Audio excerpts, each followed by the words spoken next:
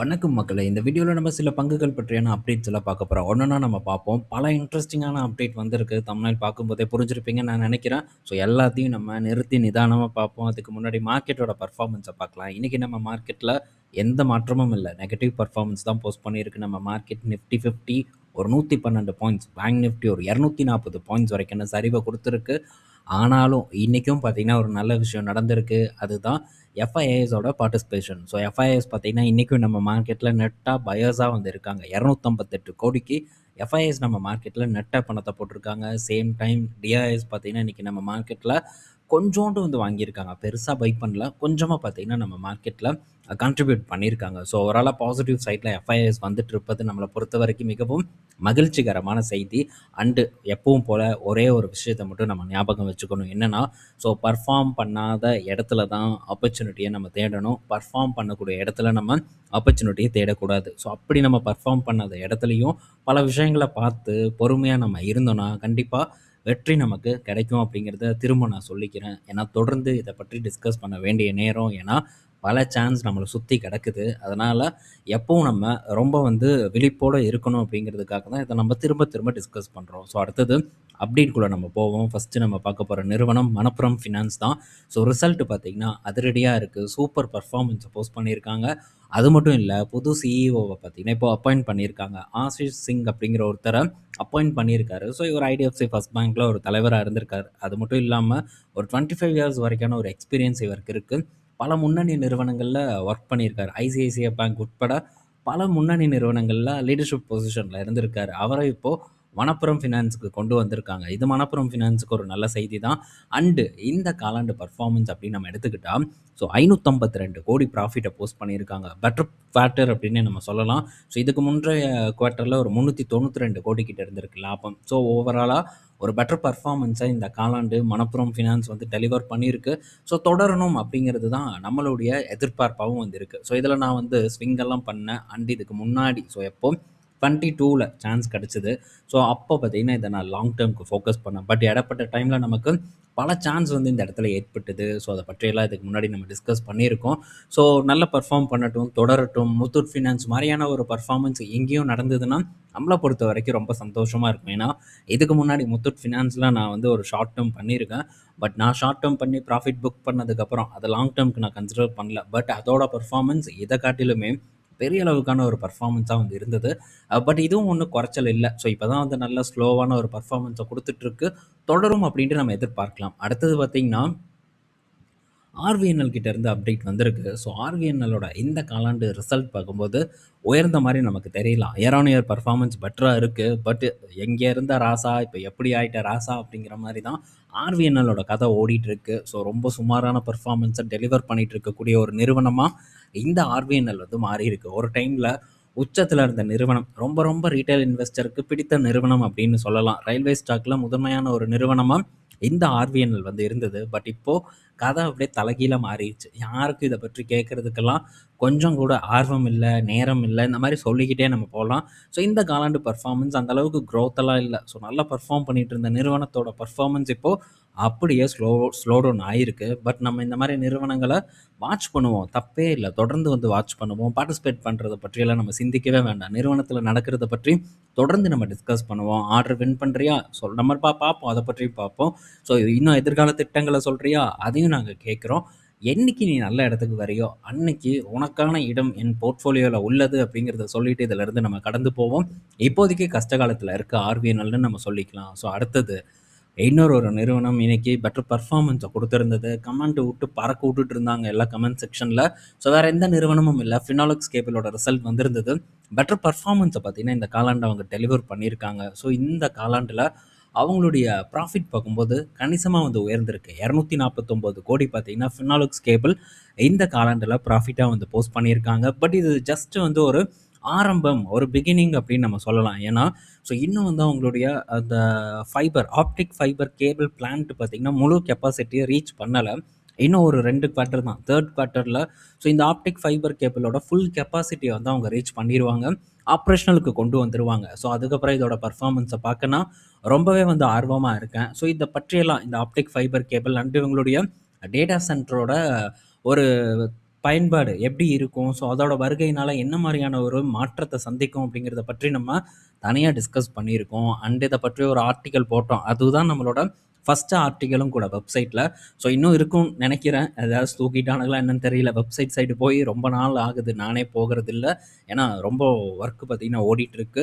So அதனால போக முடியல. இத பற்றி நான் டீட்டெயில்டா டிஸ்கஸ் பண்ணியிருக்கேன். இந்த காலாண்டு பெட்டர் பெர்ஃபார்மன்ஸ் இத்தனைக்கும் பார்த்தீங்கன்னா, உங்களுடைய அந்த காப்பர் பிளான்ட் வந்து ஷட் டவுன் பண்ணியிருக்காங்க. எதுக்குன்னா, ஸோ எல்பிஜி பிரைஸ் எல்லாம் வந்து உயர்ந்திருக்குல்ல. அதனால அதில வரக்கூடிய அந்த காப்பர் டியூபுக்கான ஒரு தேவை பெருசா இல்லாம இருக்கு. அதனால அந்த ஒரு பிளான்ட்ட ஷட் டவுன் பண்ணியிருக்காங்க. அதெல்லாம் இருந்தும் கூட பெட்டர் பெர்ஃபார்மன்ஸ குடுத்திருக்கு. மார்ஜின் பாருங்க, திரும்ப பழைய ஒரு மார்ஜினே வந்து இப்ப கொண்டு வந்திருக்காங்க.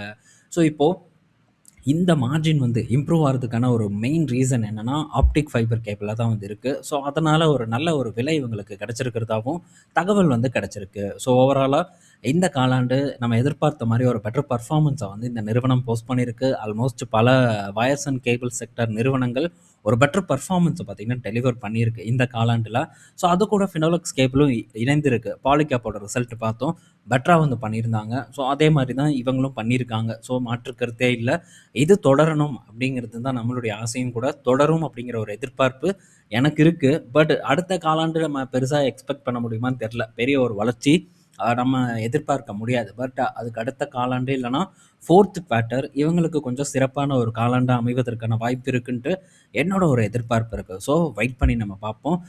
இன்னும் ஃபியூச்சர்ல தான் இவங்களுக்கான ஒரு டிமாண்ட் ஏற்படும். ஸ்டில் இந்த நிறுவனம் ஒரு நல்ல பெர்ஃபார்மன்ஸ குடுத்துருக்கு. நான் ஃபோக்கஸ் பண்ணதுலேருந்து எங்க இருந்தது அப்படின்ட்டு உங்களுக்கு தெரியும் போன வருடம். இப்போ எங்க இருக்கு அப்படிங்கிறதும் உங்களுக்கு தெரியும். எக்ஸ்பிளைன்லாம் பண்ண வேண்டாம். ஸோ இன்னும் மதிப்பீடு அப்படின்னு பார்க்கும்போது மற்ற வயர்ஸ் அண்ட் கேபிள் செக்டார் கூட கம்பேர் பண்ணும்போது ஒரு லோவர் வேல்யூவேஷன்ல இருக்கு. ஸோ இத பற்றி டிஸ்கஸ் பண்ணும்போதும் ப்ரொமோட்டர் அது இதுன்ட்டு வந்து கதை சொல்லிட்டு இருந்தாங்க. பட் அதுக்கு எல்லாமே நம்ம கிளாரிஃபிகேஷன குடுத்திருந்தோம். என்ன உண்மையான இஷ்யூ அப்படிங்கிறத பற்றியெல்லாம் நம்ம டிஸ்கஸ் பண்ணியிருந்தோம். ஸோ ஒரு புரிதல் அந்த டைம்ல உங்களுக்கு ஏற்பட்டிருக்கும் அப்படின்னு நான் நினைக்கிறேன். ஸோ ஃபர்தரா இதோட நிகழ்வுகள் அண்ட் ஃபியூச்சர்ல ஏற்படக்கூடிய மாற்றங்கள பத்தி நம்ம கண்டிப்பா அப்கமிங் வீடியோஸ்ல டிஸ்கஸ் பண்ணலாம். ஸோ இன்னைக்கு ஒரு நல்ல ஏற்றம் 14% வரைக்கும் ஏறியிருக்கு. மகிழ்ச்சி. இது நிலைக்குமான்னு பார்ப்போம். ஏன்னா இதுக்கு முன்னாடி இதே மாரியான ஒரு பெர்ஃபார்மன்ஸ குடுத்தது. பட் இப்ப திரும்ப அந்த இடத்த தாண்டி இருக்கு. ஸோ நிலைச்சதுன்னா நம்மள பொறுத்தவரைக்கும் ரொம்பவே மகிழ்ச்சியா இருக்குங்கிறதுல மாற்று கருத்து இல்ல. அடுத்தது பார்த்தீங்கன்னா, சன் ஃபார்மா கிட்ட இருந்து அப்டேட் வந்திருக்கு.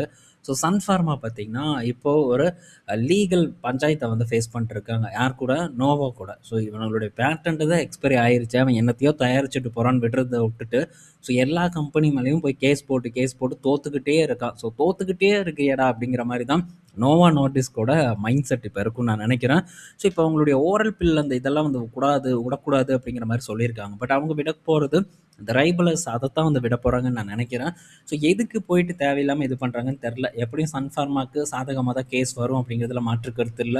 பட் வெயிட் பண்ணுவோம். இப்போதைக்கு விசாரணை போயிட்டு இருக்கிறதா நமக்கு தகவல் வந்திருக்கு. அடுத்தது எம்ஆர்எஃப்போட ரிசல்ட் வந்திருக்கு. ஸோ எம்ஆர்எஃப்போட பெர்ஃபார்மன்ஸும் இந்த காலாண்டு கொஞ்சம் சுமாரா தான் வந்து இருக்கு. அந்த அளவுக்கு ஒரு குரோத் எல்லாம் இல்ல. ப்ராஃபிட் பார்க்கும்போது ஒரு 6% வந்து டவுன்ஃபால் ஆயிருக்கு. 479 கோடி இந்த காலாண்டுல ப்ராஃபிட்டா போஸ்ட் பண்ணியிருக்காங்க. ஸோ நல்ல மதிப்பீடுக்கும் இந்த நிறுவனம் இப்போ வந்திருக்கு. 22 PE கிட்ட ட்ரேட் ஆயிட்டு இருக்கு. பட் அப்போலோ டயர் இத விட பெட்டரா இருக்கு. பட் என்ன டயர் கம்பெனிஸோட மதிப்பீடு கொஞ்சம் இன்னுமே அதாவது ஒரு நல்ல இடத்துக்கு வரல அப்படின்னு நம்ம சொல்லலாம். இந்த வேல்யூவேஷன், PE ரேஷியோ இதெல்லாம் தூக்கி நம்ம அப்படி வச்சு போட்டு, ஸோ நிறுவனம் நல்ல இடத்துக்கு வருதா? ஸோ இன்னும் வரல. வந்தா நம்ம இத பற்றி நம்ம திரும்ப டிஸ்கஸ் பண்ணலாம். அடுத்தது ஸோ இன்னொரு ஒரு தரமான நிறுவனம் அண்ட் இத பற்றி நம்ம பலமுறை டிஸ்கஸ் பண்ணியிருக்கோம். அண்டு இத பற்றி இப்போ ரீசென்ட்டா பார்த்தீங்கன்னா, மெம்பர்ஷிப்ல கூட நான் தனியா டீட்டெயில்டா வந்து பேசியிருந்தேன். பல நண்பர்கள் அத பார்த்திருப்பாங்க. மெம்பர்ஷிப்ல இருக்கக்கூடிய நண்பர்கள் பார்த்திருப்பாங்க. அது வேற எந்த ஒரு நிறுவனமும் இல்ல. குஜராத் கேஸ் தான். இதுலயும் பல சந்தேகங்கள், கேள்விகள் இருந்தது. ஆனா மோஸ்ட்டா நான் அந்த வீடியோலயே வந்து எல்லாத்தையும் டிஸ்கஸ் பண்ணியிருந்தேன். ஸோ அதனால பெருசா அத பற்றி நம்ம டிஸ்கஸ் பண்ணல. ஸோ இப்ப இந்த குஜராத் எனர்ஜியோட இந்த காலாண்டு பெர்ஃபார்மன்ஸ் வந்திருக்கு. எக்ஸலன்ட்டான ஒரு பெர்ஃபார்மன்ஸ இந்த காலாண்டு டெலிவர் பண்ணியிருக்காங்க. ஸோ இந்த காலாண்டுல அவங்களுடைய சிட்டி கேஸ் டிஸ்ட்ரிபியூஷன் பிசினஸ் பார்த்தீங்கன்னா 90% வந்து உயர்ந்திருக்கு. அண்ட் அவங்களுடைய கேஸ் ட்ரேடிங் பிசினஸ் பார்க்கும்போது 91% உயர்ந்திருக்கு. 2ம் சேர்ந்து இவங்களுடைய வருவாய எங்கேயோ கூட்டிட்டு போயிருச்சு. அது மட்டும் இல்ல, லாபம் பார்க்கும்போது 70% ஏறியிருக்கு. கிட்டத்தட்ட 1000 கோடி எக்ஸாக்ட்டா சொன்னா 999 கோடி இந்த காலாண்டுல ப்ராஃபிட்டா வந்து போஸ்ட் பண்ணியிருக்காங்க. ரெவென்யூ பார்க்கும்போது 9000 கோடிக்கு மேல போயிருக்கு. ஸோ ரெவென்யூ குரோத்தும் இந்த டைம் வந்து ரொம்ப பெட்டரா இருக்கு. 9700 கோடி ரெவென்யூ ஜெனரேட் பண்ணியிருக்காங்க. 62% பார்த்தீங்கன்னா, அவங்களுடைய ரெவென்யூ வந்து உயர்ந்திருக்கு. ஸோ ஓவராலா பெட்டர் பெர்ஃபார்மன்ஸா குஜராத் எனர்ஜி இந்த காலாண்டு டெலிவர் பண்ணியிருக்காங்க. ஸோ இது வரவேற்கக்கூடிய ஒரு விஷயம் தான். ஸோ தொடர்ந்து நம்ம பார்ப்போம். நல்ல ஒரு இடத்துல தான் ஸ்டில் இந்த நிறுவனம் வந்து நின்னு ட்ரேட் ஆயிட்டு இருக்கு. ஸோ நீங்க செக் பண்ணி பாருங்க. ஸோ அனலைசிஸ் பண்ணி பாருங்க. நல்ல அருமையான பெர்ஃபார்மன்ஸ இந்த நிறுவனம் இந்த காலாண்டு நமக்கு கொடுத்த ஒரு சர்ப்ரைஸ வந்து குடுத்திருக்கு. ஸோ அதில மாற்று கருத்தே இல்ல. ஸோ தொடருமா ஒரு பெட்டர் பெர்ஃபார்மன்ஸ் இந்த நிறுவனத்துலங்கிறத நம்ம வெயிட் பண்ணி வந்து பார்ப்போம். ஸோ என்ன பொறுத்தவரைக்கும் நல்ல பெர்ஃபார்மன்ஸ். ஸோ வெயிட் பண்றதுக்கு எனக்கு பர்சனலா வெயிட் பண்றதுக்கு ஒரு நல்ல ஒரு எனர்ஜிய குடுத்துருக்கு அப்படின்னு நான் சொல்லுவேன். அடுத்தது பார்த்தீங்கன்னா, 2 ஐபிஓ பற்றி பேசப் போறோம். நம்ம போன வருடம் லலிதா ஜுவல்லரோட ஐபிஓவ பத்தி டிஸ்கஸ் பண்ணியிருந்தோம். ஸோ இந்த லலிதா ஜுவல்லரியோட ஐபிஓ வரப்போகுது. அடுத்த வாரத்தில வந்து ஓப்பன் ஆகப் போகுது. ஸோ இதோட பிரைஸ் பேண்ட் பார்த்தீங்கன்னா, ரூ. 190லேருந்து ரூ. 201 அப்படின்னு ஃபிக்ஸ் பண்ணியிருக்காங்க. ஸோ இன்னும் கொஞ்சம் டீட்டெயிலா நம்ம வந்து பின்னாட்கள்ல நம்ம பார்ப்போம். மேபி ஒரு நல்ல இடத்துல இருந்ததுன்னா, ஸோ கண்டிப்பா வந்து இத நான் ட்ரை பண்ணுவேன். ஸோ ஒரு ரூ. 15,000 தானே, போய் உட்காரட்டும் அப்படிங்கிற ஒரு எண்ணம் எனக்கு இருக்கு. ஏன்னா, ஸோ இவங்களும் ஒரு நல்ல ஒரு நம்ம தமிழ்நாட்டுல நல்ல ஒரு டிமாண்ட் இருக்கக்கூடிய ஒரு நிறுவனமா தான் இருக்கு. லைக் தங்கமயில் மாரி. ஸோ ஒரு நல்ல பேரும் இந்த நிறுவனத்துக்கு பார்த்தீங்கன்னா இருக்கு. ஸோ இவங்க நிறுவனத்தோட விளம்பரம் ரொம்ப ஃபேமஸ். நெறைய பேர் பார்த்திருப்பீங்க. நெறையா சினிமாஸ்லயும் இத பார்த்தீங்கன்னா கேலி பண்ணியிருப்பாங்க. பட் அப்படி கேலி பண்றதெல்லாம் இவங்களுக்கு ஒரு நல்ல ப்ரமோஷன் அப்படின்னு தான் நான் எடுத்துக்குவேன். ஸோ நல்ல ஒரு இடத்துல இருந்தது, நல்ல மதிப்பீடுல இருக்கு அப்படிங்கிற பட்சத்துல, ஸோ இத பற்றி நம்ம திரும்ப டிஸ்கஸ் பண்ணுவோம். ஐபிஓ ஓப்பன் ஆகட்டும். நமக்கு இன்னும் நேர காலம் இருக்கு. ஸோ இத பற்றி நம்ம டிஸ்கஸ் பண்ணலாம். ஸோ அடுத்தது மில்கி மிஸ்ட்டோட ஐபிஓ. ஸோ மில்கி மிஸ்ட்டோட ஐபிஓ வந்திருக்கு. ஸோ லிஸ்டிங் கெயினுக்காக வேணா இத வந்து நம்ம தேர்வு செய்யலாம். ஒரு 15% பார்த்தீங்கன்னா லிஸ்டிங் கெயின் குடுக்குற மாரி இருக்கு. 13ஆம் தேதி பார்த்தீங்கன்னா க்ளோசிங் ஐபிஓ க்ளோசிங் டேட்டா இருக்கு. ஸோ ஒரு ரூ. 15,000க்குள்ள மேபி நம்ம போட்டு ஒரு கிடைச்ச லக் இருந்து, அதே மாரி லிஸ்டிங்க்கும் நமக்கு லக் இருந்ததுன்னா, ஸோ லிஸ்டிங் கெயினுக்காக இத வந்து நம்ம தேர்வு செய்யலாமே தவிர, ஹோல்டு பண்றதுல பெருசா என்ன பொறுத்தவரைக்கும் ஒரு சான்ஸ் இல்ல. ஏன்னா, ஸோ இதோட மதிப்பீடு பார்க்கும்போது ரொம்பவே காஸ்ட்லியா இருக்கு. 80 கிட்ட இருக்கு. ஸோ இதெல்லாம் போயிட்டு நம்ம போய் வாங்கி வச்சு நீண்ட காலத்துக்கு ஹோல்டு பண்ணி ரிட்டர்ன் பார்த்து நடக்கிற காரியமா? ஸோ அதனால இந்த இடத்துலலாம் என்ன பொறுத்தவரைக்கும் எந்த சான்ஸும் வந்து கிடையாது. மேபி லிஸ்டிங் கெயின் காட்டுது. ஸோ அதுக்கு வேணா நம்ம ஒரு போட்டு பார்க்கலாம் அப்படிங்கிறது தான் என்னுடைய ஒரு கருத்தா இருக்கு.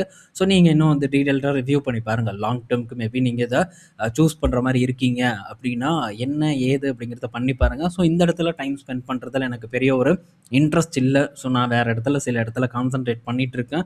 ஸோ ஒர்க் பார்த்தீங்கன்னா ஹெவியா வந்து ஓடிட்டு இருக்கு. ஸோ அத பற்றியும் நம்ம விரைவில் வந்து டிஸ்கஸ் பண்ணலாம். ஓகே. ஸோ இந்த வீடியோல நம்ம பல இன்ஃபர்மேஷன் பார்த்திருப்போம். பயனுள்ளதா இருக்கும்னு நான் நினைக்கிறேன். நாளைக்கு நம்ம இன்னொரு வீடியோல மீட் பண்ணுவோம். பாய் மக்களே.